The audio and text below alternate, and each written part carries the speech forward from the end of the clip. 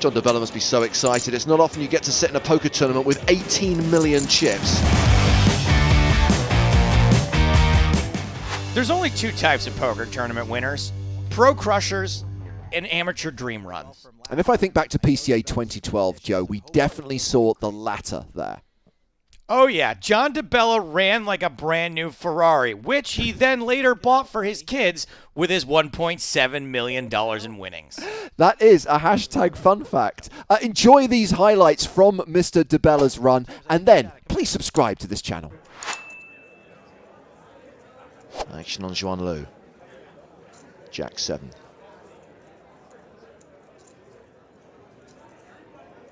Okay, Lou, now you can work it out. She folds, Carl Julius folds. Lee Goldman has kings. Lee short, I assume it's all going in. He hasn't been all that active. Gotta wonder if John will factor this into his decision-making at all when it's back on him. He does shove for nearly 1.1 million. Fold it around to David Bernstein on the button, pocket fives. Another pair. Bernstein's pretty short as well, but I don't think he can be third in with a pair this low. Yeah, he mucks.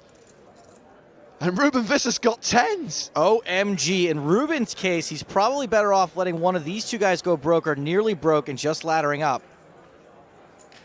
Fine. He will give it up.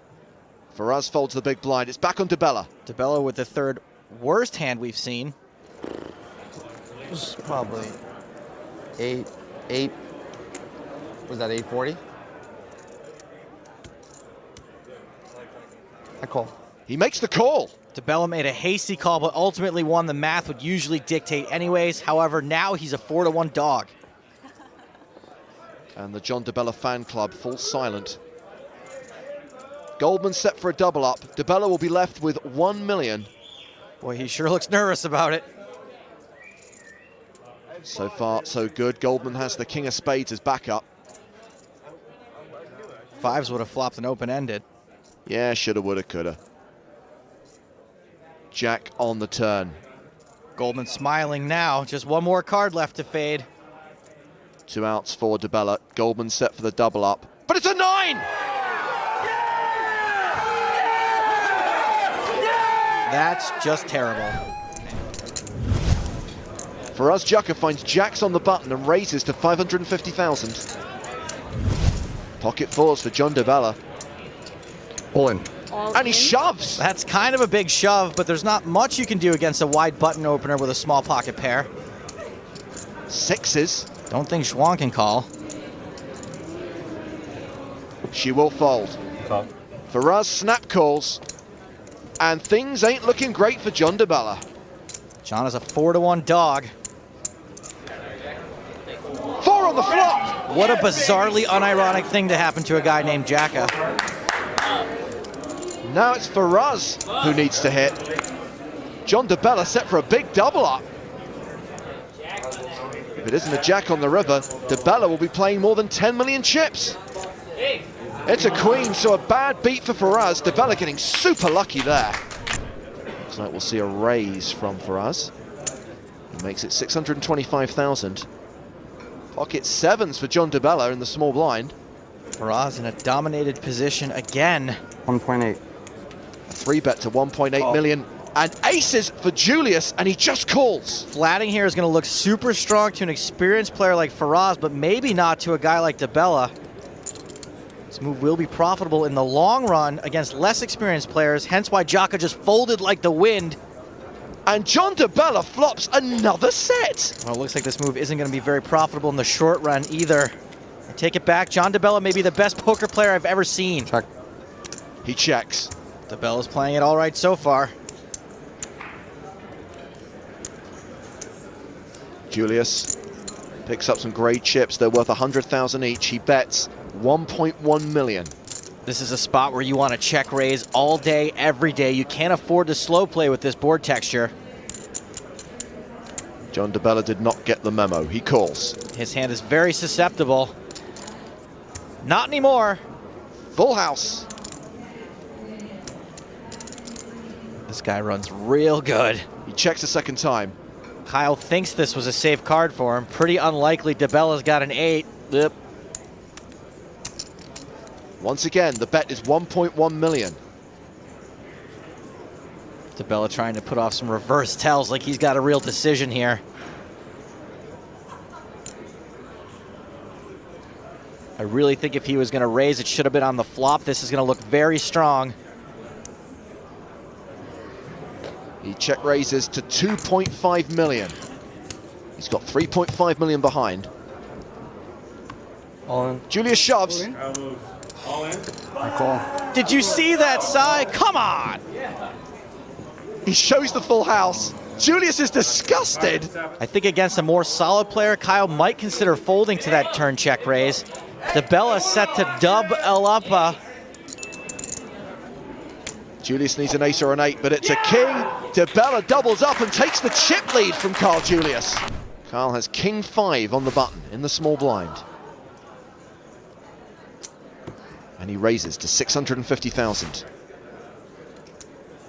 9-6 suited for Dibella. Neither of these are stellar hands, but you can pretty much justify anything pre-flop heads up. Dibella makes the call. He goes to the flop. And Dibella flops good again. Top pair and a flush draw. OMG, John Dibella, what poker god do you pray to? I'll have what he's having. Julius has flopped second pair, and he continues to 525,000 once the action was checked to him. Julius's pair would typically be very strong heads up. But with top pair and a flush draw, even a stockbroker knows this is a bull market. Once again, John Dibella is counting out raising chips. He check raises to 1.425 million. And I'm not sure Kyle can get away from this. It's a fairly wet board, and if Dibella were purely bluffing or semi-bluffing, Kyle would be ahead. Julius makes the call. There's now more than 4 million in the middle, with 2 more cards and 2 more betting streets to come, potentially. Run better, John Dibella. What? Trip 9s, unbelievable. Having check raised the flop, he now leads the turn for 1.6 million. This lead out might actually look like Dibella whiffed, and he's trying to buy the pot. Call. Calls 1.6. Julius makes the call. Oh, Kyle. Sometimes the old guy has it. Julius has less than a pot-size bet behind. And Dibella fills up on the river. He is a wizard of the highest order. All in. And he shoves. With the way Kyle's been stationing him, Dibella might be thinking Kyle's stronger than he really is. For him to get paid on this, it'd have to be one heck of a cold deck. It all just comes down to how often Kyle thinks John is shoving this river on a pure bluff, because he certainly can't beat anything he'd bet for value. I say, not very often. You know how they say, don't be a hero? This will be one of those times. Julius wisely folds. But Dibella wins a huge pot and is now in command. He has roughly a 3-to-1 chip lead over Julius. Blinds up to 200 and 400,000 with a 50k ante. Carl Julius with 9-6 off. Really powerful hand, apparently. Heads up, you're supposed to be raising most of your buttons. Carl may also be a little bit frustrated that John Dibella's been getting the better of him so far. So he raises to 825,000. Dibella with 6-5 suited. Dibella dominated yet again. He calls and flops a flush draw. Flops huge again.